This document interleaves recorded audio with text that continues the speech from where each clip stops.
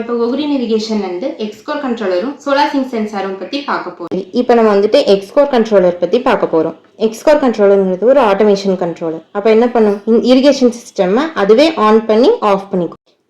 எக்ஸ்கோர் கண்ட்ரோலரில் வந்துட்டு நமக்கு 24 voltage current தான் கொடுக்கணும். அதில் தான் நமக்கு ஆப்ரேட் ஆகும். அப்போ ஆனால் நம்ம நார்மலாக யூஸ் பண்ணக்கூடிய கரண்ட் வந்துட்டு 230 வோல்ட் வரும். அதை நம்ம இதில் குறைச்சி கொடுக்கறதுக்காக ஒரு டிரான்ஸ்ஃபார்மர் கனெக்ட் பண்ணியிருக்கோம். அதுக்கப்புறமா இதில் ஒரு பேட்டரி இருக்குது. பேட்டரியில் பவர் சேவ் ஆகுறதுனால கரண்ட் வந்துட்டு போயிருக்கும் போதும் கூட நமக்கு இதில் இருக்கக்கூடிய டேட்டா எதுவும் எரேஸ் ஆகாமல் இருக்கும். எக்ஸ்கோர் கண்ட்ரோலரில் நம்ம soil click sensor, wind click sensor, rain click sensor, solar sync sensor connect பண்ண முடியும். அதுக்கப்புறமா இந்த சிங்கிற பாயிண்டில் காமன் லைனையும் பிங்கிற பாயிண்டில் பம்போட லைனையும் நம்ம கனெக்ட் பண்ணுவோம். எக்ஸ்கோர் கண்ட்ரோலரில் டோட்டலாக 8 ஸ்டேஷன் வால்ஸ் வரைக்கும் நம்மளால் கனெக்ட் பண்ண முடியும். இதில் இருக்கக்கூடிய டயல் செட்டிங்ஸ் பற்றி பார்க்கலாம். ஃபர்ஸ்ட் ஒரு ஃபோன் எடுத்த உடனே நம்ம அதில் டேட் அண்ட் டைம் தான் செட் பண்ணுவோம். அதே மாதிரி இந்த எக்ஸ்கோர் கண்ட்ரோலர்லையும் நம்ம டேட் அண்ட் டைமை ஃபிக்ஸ் பண்ணணும். ஃபிக்ஸ் பண்ணிவிட்டு திரும்ப இந்த டயலை ரன் பொசிஷனுக்கே எடுத்துகிட்டு வந்துடும். ரன் பொசிஷனில் வச்சா மட்டும்தான் நம்ம கொடுக்குற டேட்டா எல்லாமே சேவ் ஆகும். நெக்ஸ்ட்டு நம்ம இப்போ பார்க்க போகிறது ஸ்டார்ட் டைம். ஸ்டார்ட் டைம்னா என்னென்னா, ஒரு இரிகேஷன் நமக்கு டெய்லி பேசிஸில் அது ஆட்டோமேட்டிக்காக ரன் ஆகும்போது அதுக்கு நம்ம ஒரு ஸ்டார்ட் டைம் வந்துட்டு கொடுக்குறோம். எந்த டைமில் அது ஆப்ரேட் ஆக ஸ்டார்ட் ஆகணும் அப்படிங்கிறத சொல்கிறோம். அது நமக்கு மொத்தம் 4 ப்ரோக்ராமிங் இதில் இருக்குது. அதனால் நம்ம ஒரே நாளுக்கு 4 டைம் ஸ்டார்ட் டைம் கொடுத்து வச்சுக்கலாம். அடுத்து நம்ம ரன் டைம் பற்றி பார்க்கலாம். ரன் டைம் அப்படிங்கிறது என்னென்னா, எவ்வளோ நேரம் அந்த இரிகேஷன் சிஸ்டம் ரன் ஆகணும் அப்படிங்கிறத சொல்கிறதுக்கு ரன் டைம் யூஸ் பண்ணுறோம். அதை நம்ம செட் பண்ணிவிட்டு திருப்ப ரன் பொசிஷனுக்கே கொண்டு வந்துடணும். அதுக்கப்புறமா வாட்டர் டேஸ். வாட்டர் டேஸ்னால் எந்தெந்த நாள் அன்னைக்கு வாட்டர் வந்துட்டு நமக்கு இரிகேஷன் கொடுக்குறோம் அப்படிங்கிறத நம்ம வந்துட்டு செட் பண்ணிக்கலாம். இந்த நாள் இன்னைக்கு எனக்கு வேண்டாம் அப்படின்னா நம்ம அதை கேன்சல் பண்ணிக்கலாம். இதில் நம்ம எக்ஸாம்பிளுக்கு மண்டே கேன்சல் பண்ணியிருக்கோம். மீதி உள்ள 6 நாளும் இரிகேஷன் சிஸ்டம் ரன் ஆகும். திருப்ப ரன் பொசிஷனுக்கே எடுத்துகிட்டு வந்துட்டு இப்போ நம்ம இதில் இருக்கக்கூடிய மேனுவல் செட்டிங்ஸ் பற்றி பார்க்கலாம்.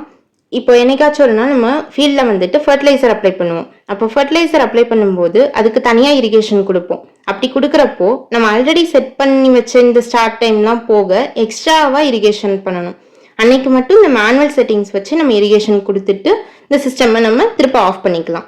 அதுக்கப்புறமா நம்ம சோலார் சிங்க் பற்றி பார்க்கலாம். சோலார் சிங்க்கும் சீசனல் அட்ஜஸ்ட்டும் எப்படின்னா, சோலார் சிங்க் சென்சார் யூஸ் பண்ணும்போது மட்டும் நம்ம வந்துட்டு பார்க்கக்கூடிய செட்டிங்ஸ். இப்போ நம்ம சோலார் சிங்க் சென்சார் பற்றி பார்க்க போகிறோம். சோலார் சிங்க்ல நமக்கு வயர்டு மாடல் அவைலபிள், அது போக ஒயர்லெஸ்ல 3 மாடல்ஸ் இருக்குது. இப்போ நம்ம வயர்டு மாடல் பற்றி மட்டும் பார்க்கலாம். சோலார் சிங்க் சென்சார்லேயே நமக்கு ரெயின் கிளிக் சென்சாரும் ஃப்ரீஸ் கிளிக் சென்சாரும் இன்பில்ட் ஆகியிருக்கும். அப்போ ரெயின் கிளிக் சென்சார்ங்கிறது என்னன்னா, ஒருவேளை மழை படும்போது இந்த சிஸ்டம் வந்துட்டு நமக்கு தானாகவே ஆட்டோமேட்டிக்காக ஆஃப் ஆகிரும். அதே மாதிரி மழை நின்னதும் இந்த சென்சாருக்குள்ளே இருக்கக்கூடிய இந்த டிஸ்கில் தான் நமக்கு வந்துட்டு தண்ணி படும். அப்போ மழை நின்னதுக்கு அப்புறமா இந்த டிஸ்க்கு காஞ்சதும் ஆட்டோமேட்டிக்காக சிஸ்டம் வந்துட்டு ஆன் ஆகிரும். அதே மாதிரி இதில் ஃப்ரீஸ் கிளிக் சென்சாரும் இருக்குது. ஃப்ரீஸ் கிளிக் சென்சார் அப்படிங்கிறது என்னென்னா, 3 டிகிரி செல்சியஸ்க்கு டெம்பரேச்சர் கீழே போகும்போது ஆட்டோமேட்டிக்காக சிஸ்டம் ஆஃப் ஆகிரும்.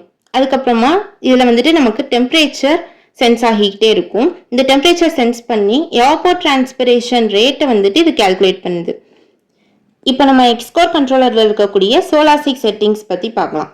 இப்போ இந்த சோலார் சிங்க் செட்டிங்ஸில் நமக்கு 2 நம்பர். ஃபர்ஸ்ட் நம்பர் இந்த லெஃப்ட் சைடில் இருக்கக்கூடிய ரீஜியனல் நம்பர். ரீஜியனல் அப்படிங்கிறது என்னென்னா, இப்போ ஃபர்ஸ்ட் ரீஜியன்லேருந்து 4th ரீஜியன் வரைக்கும் இருக்குது. ஃபர்ஸ்ட் ரீஜியனில் நமக்கு டெம்பரேச்சர் கம்மியாக இருக்கக்கூடிய பகுதிகள் வரும். அதே மாதிரி 4th ரீஜியனில் டெம்பரேச்சர் அதிகமாக இருக்கக்கூடிய பகுதிகள் வரும். இப்போ நம்ம இந்தியாவில் இருக்கிறதுனால நமக்கு சூட்டபிளாக இருக்கக்கூடிய ரீஜியன் வந்துட்டு 3rd ரீஜியன். அப்போ நம்ம அந்த நம்பரை வந்துட்டு 1லேருந்து 4ல் இருக்கிறத 3ல் வச்சுட்டு நம்ம செட் பண்ணிக்கலாம். அதே மாதிரி ரைட் சைடில் ஒரு நம்பர் தெரியும். அந்த நம்பர் வந்துட்டு வாட்டர் அட்ஜஸ்ட்மெண்ட்டை குறிக்கும். வாட்டர் அட்ஜஸ்ட்மெண்ட்டுங்கிறது 1லேருந்து 10th நம்பர் வரைக்கும் இருக்கும். நம்ம வாட்டர் அட்ஜஸ்ட்மெண்ட்டை வந்துட்டு அட்ஜஸ்ட் பண்ணுறது மூலமாக சீசனல் அட்ஜஸ்ட் பர்சன்டேஜை நம்மளால் ஃபைன் டியூன் பண்ண முடியும். அதாவது கரெக்டான அட்ஜஸ்ட்மெண்ட் நமக்கு எவ்வளோ தேவைப்படுதோ அவ்வளோவுக்கு நம்மளால் அட்ஜஸ்ட் பண்ணிக்க முடியும். இப்போ இந்த சீசனல் அட்ஜஸ்ட்மெண்ட் பர்சன்டேஜை வச்சு தான் ரன் டைம் வந்துட்டு டெய்லி பேசிஸில் அட்ஜஸ்ட் ஆகும். நம்ம ஏர்போர்ட் டிரான்ஸ்பிரேஷன் ரேட் இதில் கால்குலேட் ஆச்சுல்ல, அந்த ஏர்போர்ட் டிரான்ஸ்பிரேஷன் ரேட்டையும் சீசனல் அட்ஜஸ்ட்மெண்ட் பர்சன்டேஜையும் வச்சு டெய்லியும் நைட்டு கரெக்டாக 12 மணிக்கு 3 நிமிஷம் முன்னாடி இந்த சிஸ்டம் ஆட்டோ கரெக்ட் ஆகி ஆட்டோ அட்ஜஸ்ட்மெண்ட் ஆகிக்கும்.